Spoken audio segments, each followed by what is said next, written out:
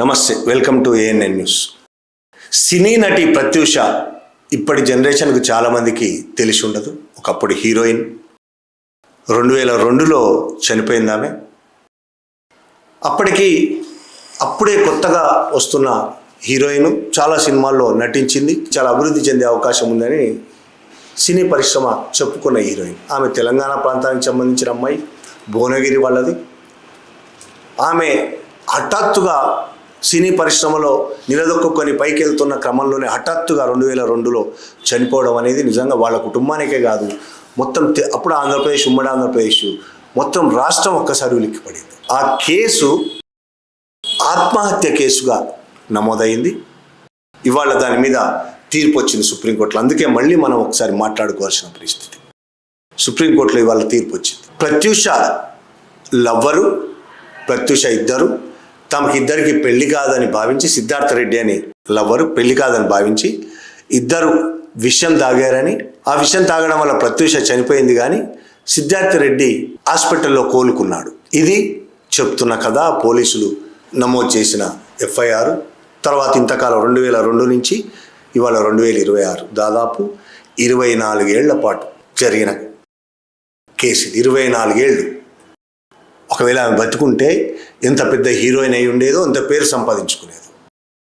24 ఏళ్ల పాటు జరిగిన తర్వాత ఇవాళ సుప్రీంకోర్టు సిద్ధార్థ రెడ్డి మీద హైకోర్టు ఇచ్చిన 2 ఏళ్ల జైలు శిక్షను ఖరారు చేస్తూ తీర్పిచ్చింది. 2002 ఫిబ్రవరి 23న ఈ సంఘటన జరిగింది.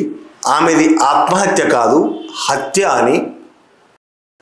అందులో సిద్ధార్థ రెడ్డి మాత్రమే కాదు, సిద్ధార్థ రెడ్డిది చాలా తక్కువ పాత్ర అని, సిద్ధార్థ రెడ్డిని ఒక బక్రాగా చేశారని అనేక ఆరోపణలు వచ్చాయి. చాలా పెద్ద పెద్ద వాళ్ళ ఆస్తాలు ఉన్నాయని.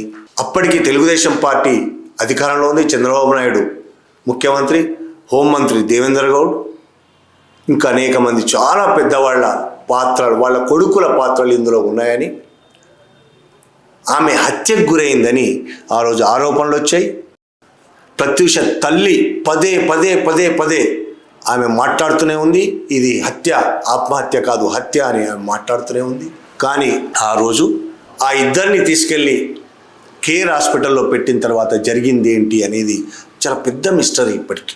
ఆమె మీద ఆ కేసు మీద ఎఫ్ఐఆర్ నమోదు చేయడానికి అటు పంజాగుట్ట పోలీసులు, ఇటు బంజారాహిల్స్ పోలీసులు ఇద్దరు కూడా మీనమేషాలు లెక్కబెట్టి, ఇది మాకు సంబంధం లేదని పంజాగుట్ట వాళ్ళు, మా పరిధిలోకి రాదని బంజారాహిల్స్ వాళ్ళు టైం వేస్ట్ చేశారు చాలాసేపు. అలాగే కేర్ హాస్పిటల్లో ఏం జరిగింది అది ఇప్పటికీ మిస్టరీ. కేర్ హాస్పిటల్ చాలా ఆరోపణలు ఉన్నాయి. కేర్ హాస్పిటల్లో సాక్ష్యాలన్నిటినీ నాశనం చేశారు కేర్ హాస్పిటల్లోని ఆరోపణలు ఉన్నాయి ఇప్పటికీ. ఆమె బట్టలు కాల్ చేశారు కేర్ హాస్పిటల్ సిబ్బంది ఆమె బట్టలను కాల్ చేశారు.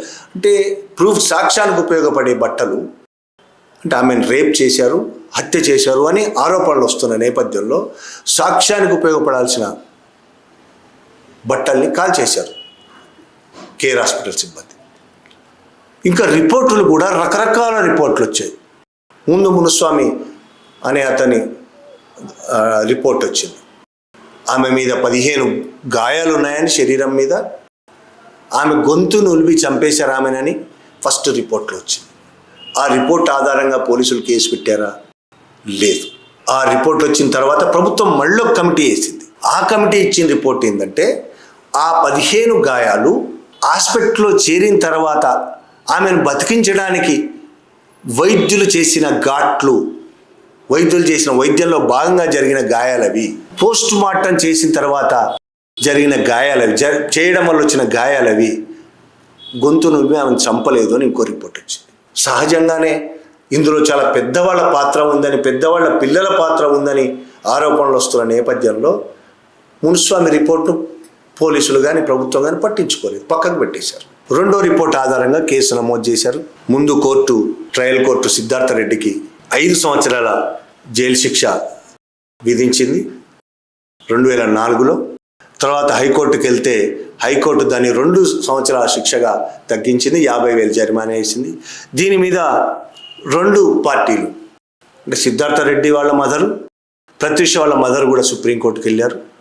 సిద్ధార్థ రెడ్డికి 2 ఏళ్ల జైలు శిక్ష కూడా తప్పు, ఆయన ఏమి చేయలేదు అని వాళ్ళ మదరు. కాబట్టి హైకోర్టు తీర్పును కొట్టేయాలనేది ఆమె మదర్ వెళ్ళేది, సిద్ధార్థ రెడ్డి మదర్ వెళ్ళారు. అసలు సిద్ధార్థ రెడ్డికి 2 ఏళ్ళు జైలు శిక్షే కాదు, ముందేసిన 5 ఏళ్ళ జైలు శిక్షనే ఉండాలి అనే ప్రత్యూష వాళ్ళ తల్లి కూడా వెళ్ళారు. చివరికి ఈరోజు హైకోర్టు తీర్పుని సమర్థించింది. కానీ నిజంగా ప్రత్యూషకు న్యాయం జరిగిందా? ప్రత్యూష కుటుంబానికి న్యాయం జరిగిందా? ఇవాళకి ప్రత్యూషకు న్యాయం జరగలేదని ప్రత్యూష వాళ్ళ అమ్మ ఇవాళ కూడా చెప్తూ ఉంది. ఆ రోజు 2002 అంటే 24 సంవత్సరాల క్రితం ఏం జరిగిందో ఇప్పుడు పెద్దగా ఎవరికి తెలియకపోవచ్చు. చాలామంది చనిపోయి ఉంటారు. ఆ రోజు వచ్చిన రిపోర్ట్లను చాలా వాటిని మాయ చేశారు, మభ్యపెట్టి చాలా విషయాల్ని, వీళ్ళ కుటుంబాలను కూడా మభ్యపెట్టి చాలా విషయాలు దాచేశారనే ఆరోపణలు ఉన్నాయి.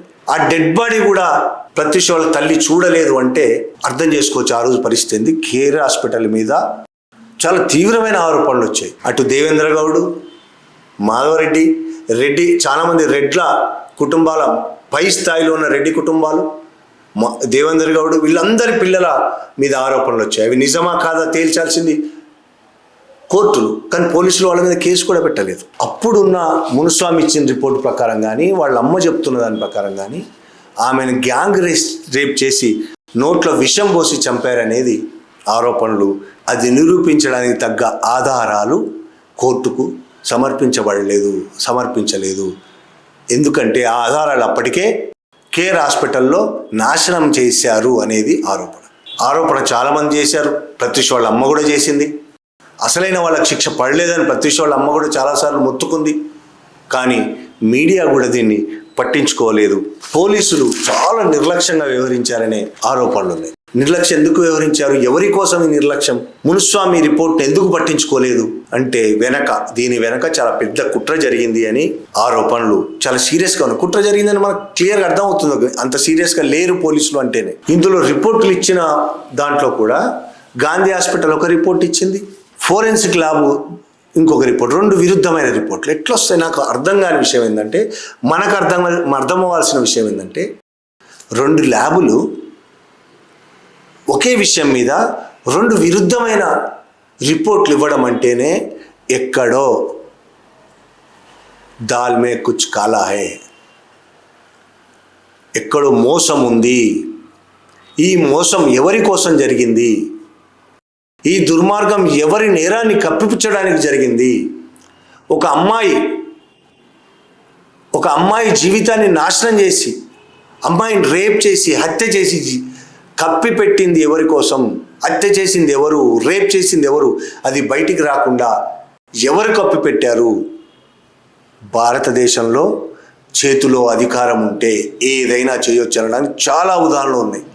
మన దగ్గర బాలకృష్ణ ఉదాహరణ, నటుడు బాలకృష్ణ ఉదాహరణ. వైఎస్ రాజశేఖర రెడ్డి ఎలా కాపాడాడు బాలకృష్ణని అందరికీ తెలిసిన ఉదాహరణ, బహిరంగంగా జరిగిన సంఘటన. ఇప్పుడు ఇది ప్రత్యూష. కోర్టులో శిక్ష పడడానికి అవకాశం కూడా లేదు. అసలు ఆధారాలే సమర్పించలేదు. ఆమె మీద జరిగిన అత్యాచారానికి సంబంధించి కానీ, హత్యకు సంబంధించి కానీ ఆధారాలే సమర్పించకపోతే కోర్టు మాత్రం ఏం చేస్తుంది? కానీ కోర్టు ఇవాళ తీర్పు సమయంలో కూడా ఒక చాలా సీరియస్ విషయం చెప్పింది. పోస్ట్ మార్టం అన్ప్రొఫెషనల్గా నిర్వహించారు, ప్రొఫెషనల్గా నిర్వహించలేదు అనే మాట ఉంది.